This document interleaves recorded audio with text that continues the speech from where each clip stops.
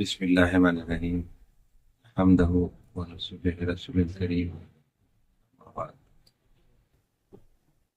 ہم جو سلسلہ وار مجالس راغب غوث سید کے جو بیان کر رہے ہیں انشاءاللہ تعالی آج ہم مجلس نمبر 24 بیان کریں گے۔ اس وقت غوث پاک سرکار مجلس منعقد کیے تھے اس دن یکشنبہ تھا 14 ذی الحجہ 545 ہجری خانقاہ شریف غوث پاک۔ اور آج ہمارے پاس جو یہ محفل منعقد کر رہے ہیں 21 اپریل 2024 مطابق 11 شوال 1445 ہجری، اتفاق سے وہ بھی 45 ہجری، یہ بھی 45 بروز اتوار۔ بسم اللہ الرحمن الرحیم۔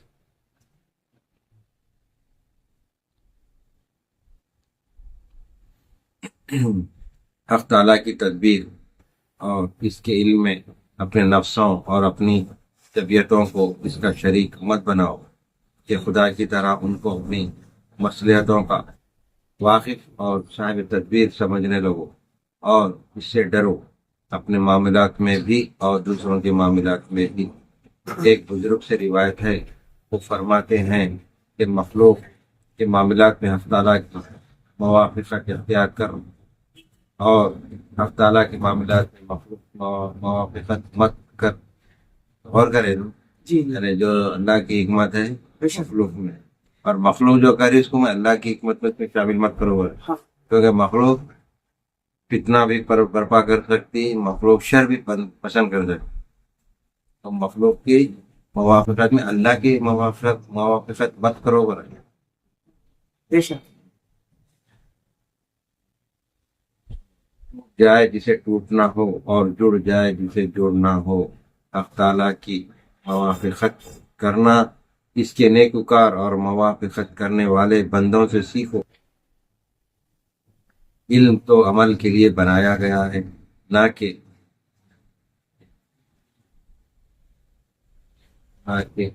حفظ کرنے۔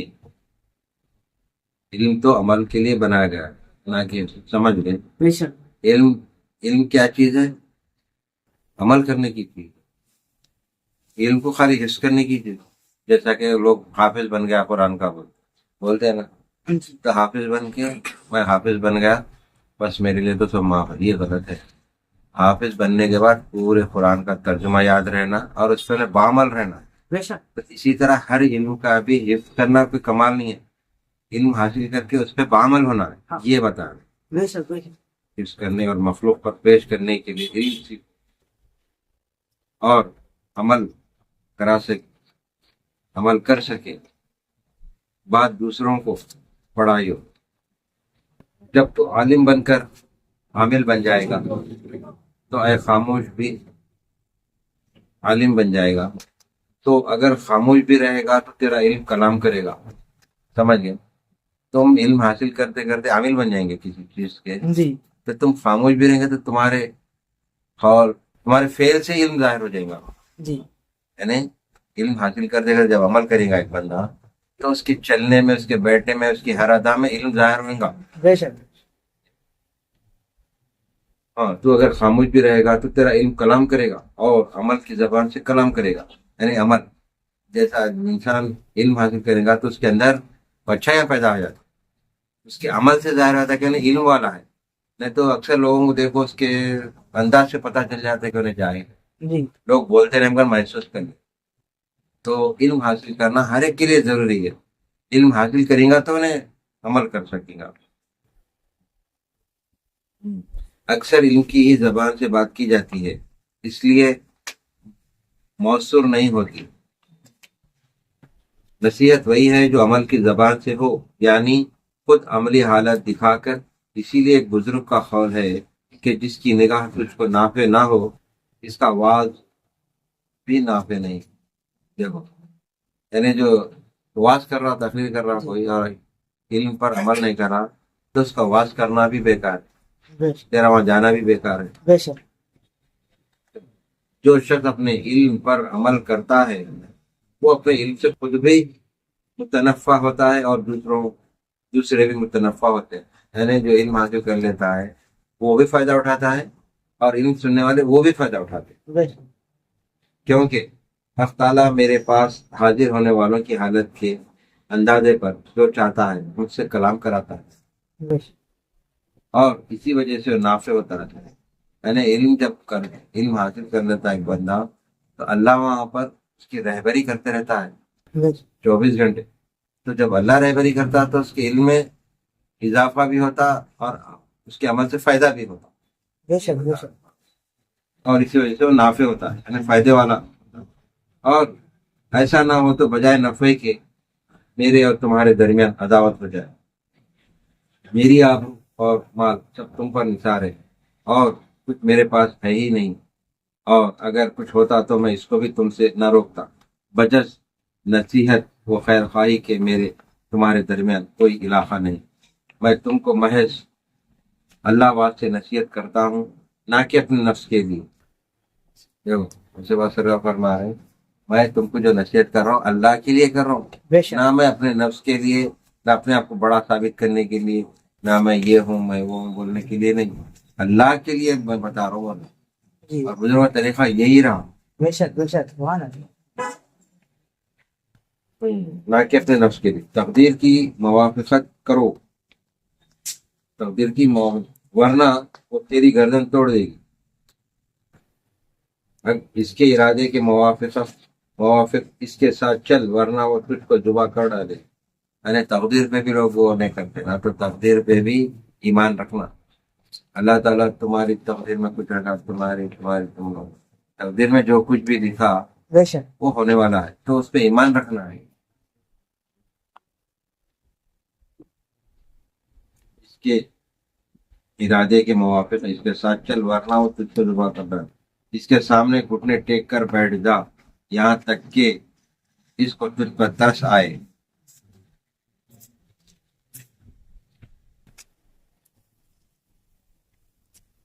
اور وہ تجھ کو سواری پر اپنے پیچھے بٹھا دے. اہل اللہ کے امر کا آغاز کب سے ہوتا ہے کہ بقدر ضروریات دنیا شریعت کے ہاتھ سے لیتے رہتے ہیں. یعنی اللہ والے شریعت کے حساب سے اپنے ضروریات زندگی کی وہ لیتے, بے شک یعنی حلال طریقے سے کماتے جس کی ضرورت ہے. بے شک یہاں تک کہ جب ان کے جسم کسب سے تھک جاتے ہیں اور توکل آتا ہے تو ان کے سلوک پر صبر و سکون کی مہر لگا دیتا ہے. یعنی محنت کر کے جتنا کماتے ان کا قلب مطمئن ہو جاتا, بے شک وہم سکون سے جتنا کمائے ضرورت پوری ہو. بعض لوگ حرام طریقے سے کماتے لاکھوں, وہ لوگ سکون سے نہیں رہ سکتے. جی مظاہر شان و شوکت سے دکھتے وہاں سکون سے نہیں رہ سکتے. اور ان کے اعضاء کو قید کر لیتا ہے کہ نہ کسب میں ہاتھ چلتے ہیں اور نہ فکر معاش سے ان کے دل پریشان ہوتے ہیں. دنیا میں جو کچھ ان کا مقصود ہے وہ ان کے پاس خوشگوار اور کافی بن کر بلا مشقت الفت آتا رہتا ہے. مخالف بندوں میں سے ہر ایک جنت کی نعمتوں میں اپنے ارادے کے بغیر داخل ہوگا, کیونکہ اس کی مراد صرف ذات حق ہے نہ کہ جنت, بلکہ اس میں بھی وہ حق تعالیٰ کی موافقت کریں گے. یعنی اللہ والے جو عمل کرتے علم حاصل کرتے جنت کے خواہشوں میں نہیں کرتے, بے شک اللہ کی رضا کے لیے کرتے.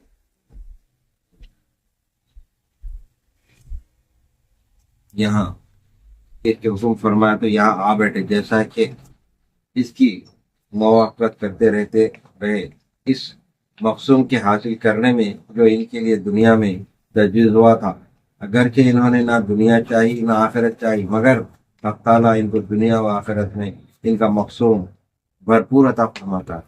جی یعنی لوگ نہیں بھی چاہے تو اللہ والے نہیں بھی چاہے تو اللہ تعالیٰ ان کو دنیا کی اور آخرت بھی دونوں اچھی کر دے گا. جی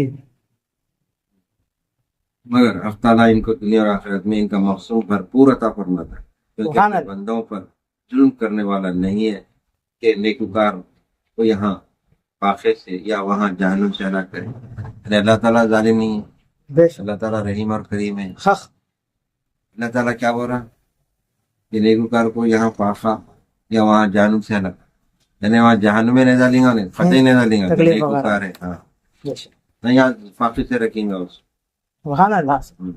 کو۔ جتنی تیری ہمت ہوگی اسی قدر تجھ کو ملے گا، بس عالی ہمت بن کر حق تعالیٰ کو طلب کر کہ وہ بھی ملے اور تیری جنت اور دنیا بھی ملے۔ اپنے دل سے ماسو اللہ کو دور کر تاکہ اللہ کا قرب حاصل ہو۔ ارے دنیا کے جو دنیاوی لحاظ سے جو سوچ ہے، دیکھو انہوں کر دیں گے کام، انہوں کر دیں گے، تو دنیاوی لوگوں کو نکالو دل سے، برے صرف اللہ کو دل میں بٹھاؤ کہ اللہ ہی کریں گا یہ۔ بے شک، ہاں، اپنے دل سے ماسو اللہ کو دور کر تاکہ اللہ کا قرب حاصل ہو، یعنی اللہ کا قرب حاصل ہو جائے گا۔ بے شک، سبحان اللہ۔ اپنے نفس اور مخلوق سے مر جا کہ تیرے اور خدا کے درمیان ایک پردے ہو جائے۔ دیکھو بار بار ہم کیا بولتے ہیں، نفس، نفس ایک ایسی چیز ہے، اس کو قابو میں کرنا، بے شک، جائز اور ناجائز کیا ہے کہ فرق ہونا۔ بے شک، بے شک، ہاں، اپنے نفس اور مخلوق سے مر جا کہ تیرے اور خدا کے درمیان کے پردے اٹھ جائیں گے۔ اگر کوئی کہے کہ مر کس طرح جاؤں، یعنی مثال دے، مر جا اپنے نفس اور خواہش اور طبیعت اور عادتوں کی پیروی اور مخلوق اور اسباب کے پیچھے پڑنے سے کہ ان سے آنکھیں بند اور کان بہرے اور زبان کو گونگی بنا دے، اور سب سے ناامید ہو جا اور ان کو شریک خدا بنانا اور خدا کے سوا دوسروں سے کسی شے کا خواستگار ہونا چھوڑ دے۔ اپنے سارے اعمال کو خالص اللہ کی ذات کے لیے بنا، نہ کہ ان کی نعمتوں کی طلب کے لیے، یعنی اپنے اعمال کو بے شک، صرف اللہ کی رضا ہاں، کے لیے بے شک، بے اچھے شک، کرو گے، نہ اپنی ذات کو اچھے بنانے کے، نہ کہ ان کی نعمتوں کی طلب کے لیے۔ اس کی تدبیر، اس کی قضا و قدر اور اس کے افعال پر راضی ہو، یعنی اللہ تعالیٰ جو مقصود میں لکھتا، بعض چیزیں دعاؤں سے ٹل جاتے، بعض چیزیں نہیں ٹلتے، قضا و قدر بولا، جی بالکل، بالکل، قضا و قدر، جیسا کہ لکھا ہوتا، اب جیسا کہ ان کی والدہ کا انتقال ہونا تھا، پکا تھا، بالکل، تو اس اسنا میں کہیں جا ہی نہیں سکتے تھے، کہیں پر اس وقت جانا نہیں تھا۔ کیوں؟ کیونکہ قضا قدر پکی تھی وہ بات کہ پچھلے 2 سال پہلے جو انتقال ہوا تو اس وقت کہیں جانا نہیں ہوا، تو قضا و قدر بولتے، وہ پکی تھی، اس قضا و قدر، اس کے افعال پر راضی ہو، یعنی اس پہ بھی راضی رہنا ہم۔ بے شک، بے شک، یہ نہیں بولا رہے ہم وہاں جاتے تو اچھا تھا، وہ ڈاکٹر کرنے جاتے تو، وہ حکیم کرنے جاتے تو اچھے ہو جاتے تھے، ایسا نہیں۔ بس جب تو ایسا کرے گا تو مر جائے گا اپنی نفس سے اور زندہ ہوگا حق تعالیٰ سے۔ تیرا دل اس کا مسکن بن جائے گا کہ جس طرح اس کو چاہے پلٹے اور اس کے کعبہ قرب کے پردوں کو پکڑے ہوئے ہوگا، اس کی یاد رہ جائے گی اور باقی سب کو بھول جائے گی۔ آج اور کل دونوں عالم میں جنت کی کنجی لا الہ الا اللہ کہنا ہے، مگر نہ صرف زبان سے بلکہ اپنے نفس اور اپنے غیر اور اللہ کے سوا ہر چیز سے فنا ہو جائے۔ یعنی لا الہ الا تو بول رہے ہیں، جی مگر اس پر عمل ہونا ضروری ہے۔ جی، اللہ کے سوا کوئی نہیں، کوئی معبود نہیں، بے شک، اللہ ہی کرنے والا ہے ہر کام۔ ہاں، اب یہ جو ذریعے ہے ایک دوسرے کے ذریعے ہے، یہ ڈاکٹر، حکیم، اللہ والے جو بھی ہے ذریعے ہے، یہ تو اس کو مد نظر رکھنا کہ اللہ کے سوا کوئی کچھ کرنے والا ہی نہیں ہے۔ ہر کام میں اللہ کی مدد، ہر کام میں اللہ کی مدد طلب کرنا، مگر نہ صرف زبان سے بلکہ اپنے نفس اور غیر اور اللہ کے سوا ہر چیز سے فنا ہو جانے سے کہ بجز اللہ کی کوئی مطلوب وہ موجود نظر ہی نہ آئے، اور یہ حالت بھی حدود شریعت کی حفاظت کے ساتھ ہو، یعنی شریعت کو ملحوظ رکھتے ہوئے، اور ان کو جو ہے کر ہاں حفاظت کے ساتھ، ورنہ الحاد وہ زندقہ ہے۔ حق تعالیٰ کا قرب ان اہل اللہ کی جنت ہے اور اس کا بعد ان کی دوزخ ہے۔ حق تعالیٰ کا قرب اہل اللہ کی جنت ہے، اللہ کا قرب اللہ والوں سے ہوتا، بے شک، بالکل، اللہ والوں سے رابطہ رہا تو پھر اللہ سے قرب حاصل ہو جائے. بے شک اس کا بہت ان کا دوزخ ہے. یعنی ان سے اہل اللہ سے بہت یعنی رکھنا دوزخ ہے. یعنی ان سے نفرت کرنا، اللہ والوں سے نفرت کرنا دوزخ ہے. اور اسی جنت کے متوقع ہیں اور اسی دوزخ سے خائف ہیں. اور ورنہ اس دوزخ کی ان کے نزدیک سوزشی کیا ہے، اس سے خوف کریں. وہ تو مومن سے پناہ مانگتی اور بھاگتی ہے. یعنی دوزخ ایسی چیز ہے، اگر انہیں مومن بن گیا پکا، پہلے تو مسلمان ہونا ہے پھر مومن بننا ہے. مومن کب بنتے جبکہ انہیں نمازوں کی پابندی، شریعت کی پابندی، حقوق العباد اور حقوق اللہ، اس تمام چیزوں کی پابندی کرتے رہیں گا اور اللہ والے کی صحبت سے مستفید رہیں گا اور تعلیمات لیتے رہیں گا اور عمل کرتے رہیں گا تو مومن بنتا پہلے. ابھی اس کے درجے بعد میں پہنچے ہو، پہلے مومن بنو بولتے تھے. بے شک ہاں. مومن تو بنو پہلے، یہ چیزاں پہلے بعمل ہونا، تو جب نے مومن بنا. اچھائی برائی نیکی بدی، حق کیا ہے، حلال کیا ہے، حرام کیا ہے. تو جب مومن بنے گا تو دوزخ اس سے پناہ مانگتی ہو رہے ہیں. مومن بنا تو پناہ مانگتی، تو کیسا ڈالوں اپنے اندر دوزخ جہنم کی آگ، پناہ مانگتی اور بھاگتی. پھر بھلا محبین مخلصین سے کیوں نہ بھاگے گی؟ یعنی جو اللہ کے مقرب بن جاتے بن گئے وہ، تو ان سے تو اگر اللہ اور محبین کو اگر دیکھ لی دوزخ کی آگ تو بجھ جاتی، آگ بجھ جاتی دوزخ کی محبین سے اللہ کے. تو مومنین سے اتنی انہیں وہ ڈر رہی تو پھر محبین مقربین اولیاء سے کتنا انہیں بھاگیں گی تو بے شک کیوں نہ ہو. مومن کا حال یہ بھی دنیا اور آخرت میں کتنا اچھا حال ہے کہ راحت و تکلیف کی کسی حالت میں کیوں نہ ہو، اگر اس کو معلوم ہو جائے کہ اللہ تعالیٰ مجھ سے خوش ہے تو پھر اس کو کچھ بھی پرواہ نہیں ہوتی. وہ متوکل بن کر پرندہ جیسا ہو جاتا ہے. کون؟ اللہ والے ہوتے جو. اللہ والے کیا کرتے جب دیکھ لیتے اللہ کا ہر چیز کا جلوہ تو کسی کے آگے ہاتھ نہیں پھیلاتے، کسی کے آگے اپنی حاجت یہ ہے میرے کو وہ ہونا کوئی نہیں کچھ نہیں بولتے اللہ والے. بے شک متوکل بن کر پرندے جیسے. ارے پرندہ کیسا رہتا؟ چڑی، طوطا، چیل، کسی کے نہ جا کے بولتی کیا میں جو اس کو جو بھی میرا پرندہ کر لے. تو اللہ والے بھی اس حالت میں آ جاتے پرندے کی طرح، کسی کے آگے اپنی زبان نہیں کھولتے. جدھر بھی رخ، جہاں بھی اترا اپنے مقصوم کا دانہ چگ لیا اور اس پر راضی ہو گیا.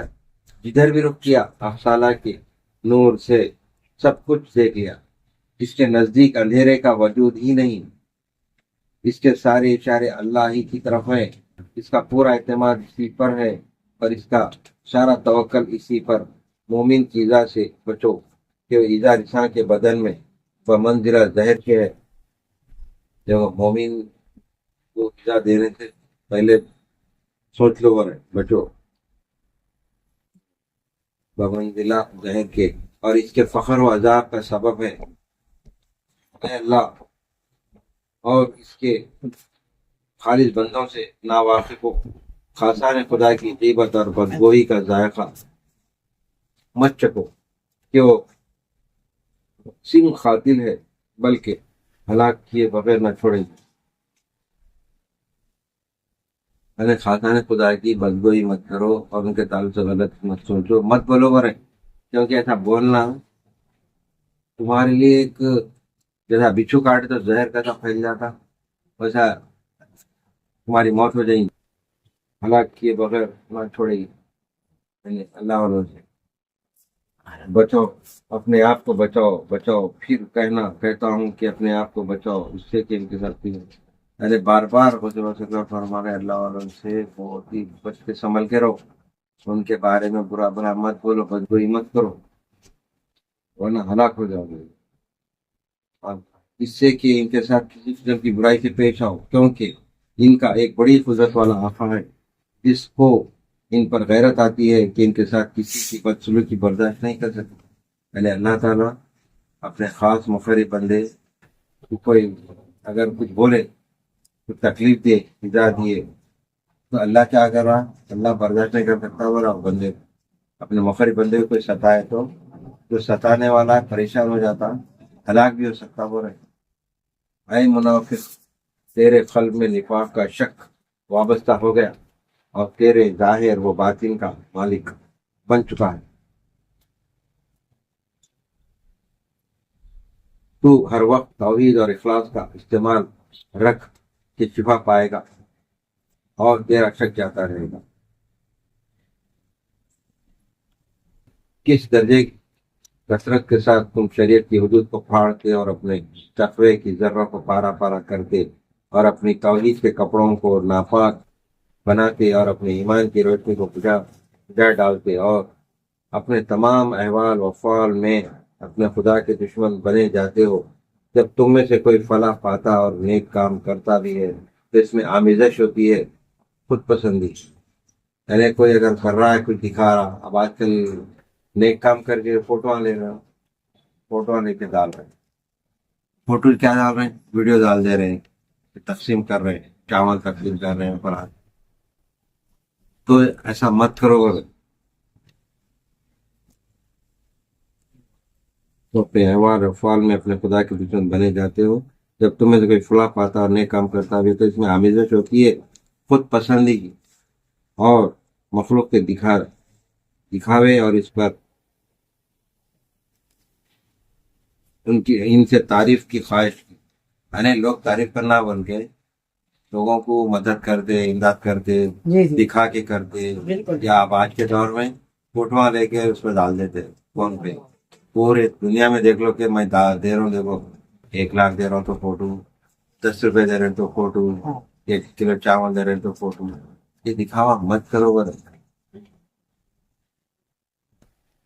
تم میں جو شخص اللہ کی عبادت کرنی چاہے تو اس کو مخلوق سے کنارہ کٹ ہو جانا چاہیے، کیونکہ اعمال میں مخلوق کا دکھاوا اعمال کو باطل کر دینے والی چیز ہے۔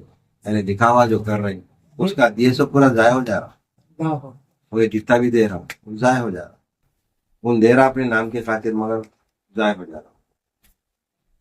تو ایسا چھپا کے دینا ہے کہ پتہ ایک ہاتھ سے دینا، دوسرے کو پتہ نہیں چلنا، بلکہ جو بولتے ویسا دینا۔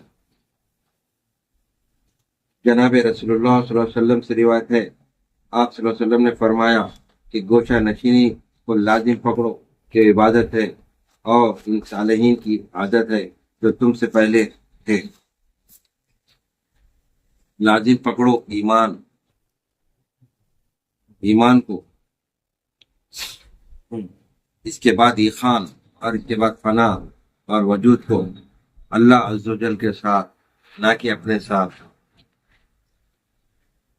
اور نہ کسی دوسرے کے ساتھ، حدود شریعت کو محفوظ رکھ کر جناب رسول اللہ صلی اللہ علیہ وسلم کو راضی کر کے اپنے کلام اللہ کو خوشنود بنا کر جو تلاوت کیا جاتا ہے، سنا جاتا ہے، پڑھا جاتا ہے، جو شخص اس کے خلاف کہے اس کی کوئی عزت نہیں کہ اس کا قول قابل اعتبار ہو۔ یہی قرآن جو کاغذوں اور تختیوں میں لکھا ہوا ہے، اللہ عز و جل کا کلام ہے کہ ایک کنارہ اس کے ہاتھ میں ہے اور ایک کنارہ ہمارے ہاتھ میں ہے، بس اللہ تک پہنچنے کا واسطہ بنا ہوا ہے۔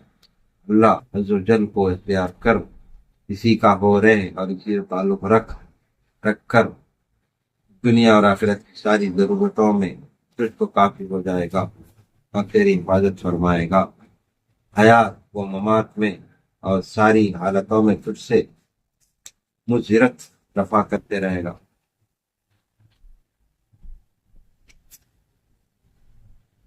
اس کی سیاہی کو جو سفیدی پر ہے، یعنی اوراق پر لکھے ہوئے کلام اللہ کو مضبوط پکڑ، یعنی قرآن کی تلاوت برابر کرو اور سمجھو، بے شک اس کی خدمت کر تاکہ وہ تیری خدمت کرے کہ تیرے قلب کا ہاتھ پکڑے، یعنی خدمت بولتا ہو عمل کرو، قرآن پڑھو اور عمل کرو بے شک تاکہ تم کو صحیح راستہ، سیدھا راستہ چلتا رہے۔ بے شک قلب کا ہاتھ پکڑے اور اس کو اپنے رب الجل کے سامنے لا کھڑا کرے، تجھ کو خدا تک پہنچانے کی بڑی خدمت اسی طرح انجام دے گا۔ کہ اس پر عمل کرنا تیرے خلق کے بازوؤں پر لگا دے گا. بس تو نیچے اپنے رب عز و جل کی طرف ہٹ جائے گا. اے وہ شخص جس نے صوفی بننے کے لیے صوف پہن رکھا ہے. ارے صوفی جو اپنے آپ کو جو صوفی ہوں اللہ والا ہوں جو ان کے لیے آفر اول ان کے لیے ہے جو اپنے آپ کو اللہ والے بڑھ رہے ہیں.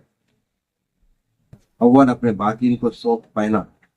یعنی لوگ شائع جبے پہنتے لوگ جی جبے شائع پہن کے میں صوفی ہوں, تو یہ دکھاوے کیوں نہیں بتا رہے. دکھاوا تو کوئی بھی کر سکتا. اول اپنے باطن کو صوف پہنا.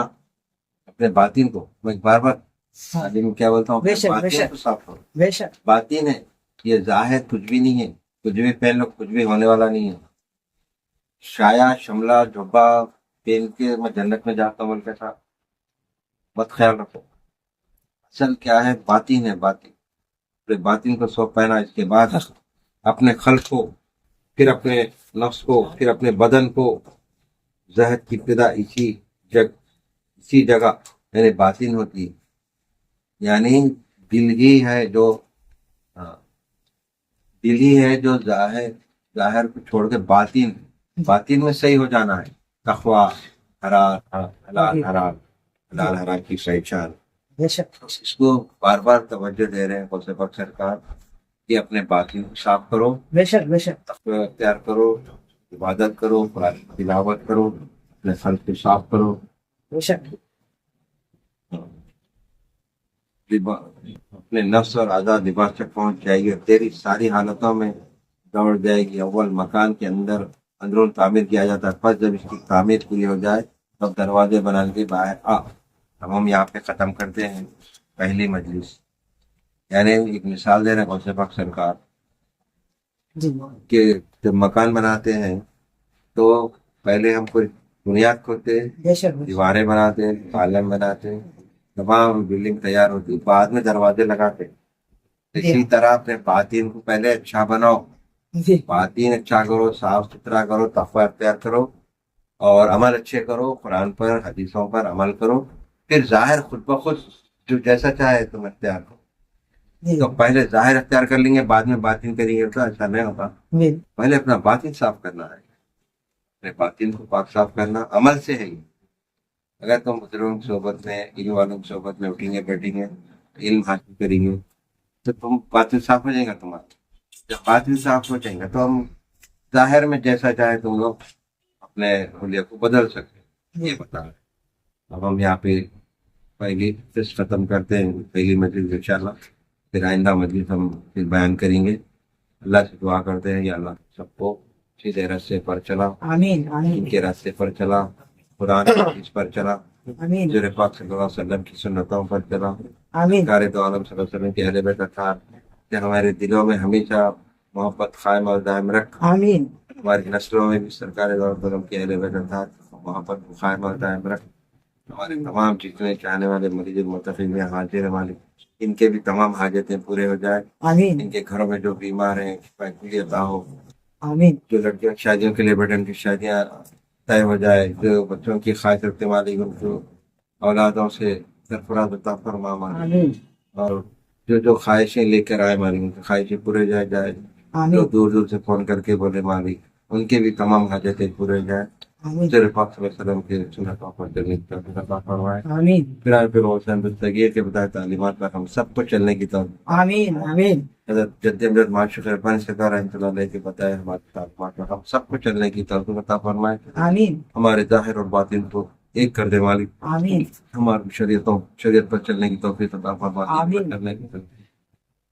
ہمارے صغیرہ کبیرہ تمام گناہوں کو معاف فرما مالک. آمین جتنے حاضرین ان کے تمام کی بھی حاجتوں کو پورا کر آمین آمین اور ہمارے جو جائز مخارج ہیں اس کو پورے کر دے مالک. آمین فضل سبحانک رب العزت عما یصفون والسلام علی المرسلین والحمد للہ رب العالمین. لا بے اخلاق. إله إلا الله.